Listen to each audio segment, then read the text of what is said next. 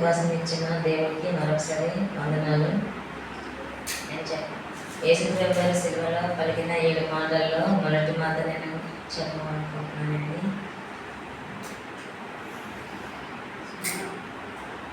లూకా సువార్త 24వ అధ్యాయం 34వ వచనం, తండ్రి వీరేమి చేయుచున్నారో వీరు ఎరుగురు కనుక వీరిని క్షమించు అని చెప్పారు.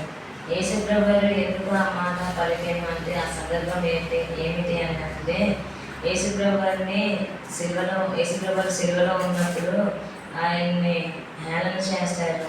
అక్కడ ఉన్న వాళ్ళందరూ హేళన చేసి ఆయన వస్త్రములను తీసుకొని చీట్లు వేసుకొని ఆడుకుంటారు. అయినా అటువంటి పరిస్థితిలో ఉన్నప్పుడు కూడా యేసుప్రభు గారు తండ్రి వీరేం చేయుచున్నారో వీరు ఎరుగురు కనుక వీరిని క్షమించు అనేసి యేసుప్రభు గారు చెప్పారు. 3 పాయింట్లు మనం తెలుసుకుందాం. లూకా సువార్త 23వ అధ్యాయం 34వ వచనం. యేసు తండ్రి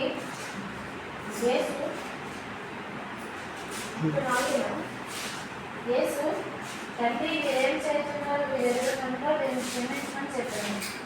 వారు ఆయన వస్తువుకి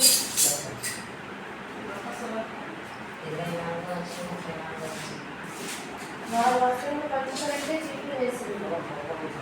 మొదటి వాక్యం, శ్రమలు వచ్చినప్పుడు మనం ఎప్పుడూ ప్రార్థన చేయాలి. యేసుప్రభు వారు ఎంత శ్రమల్లో ఉన్నా సరే వారి వరకు ప్రార్థన చేసేవారిగా ఉన్నారు. కాబట్టి మనం కూడా మన శ్రమల్లోనూ సంతోషంలోనే ఆనందంలోనే ఎప్పుడు కూడా మనం దేవుని మరవకుండా దేవుని ప్రార్థన చేయాలి.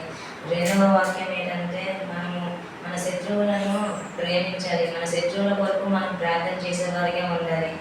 యేసుప్రభు వారు తన శత్రువుల కోసం ప్రార్థన చేసినట్టుగా మనం కూడా మన శత్రువుల కోసం ప్రార్థన చేయాలి. వారి కోసం ప్రార్థన చేసేవారిగా ఇక మీద ఉంటాము. చిన్న వాక్యం దేవుడు తీర్చుగా.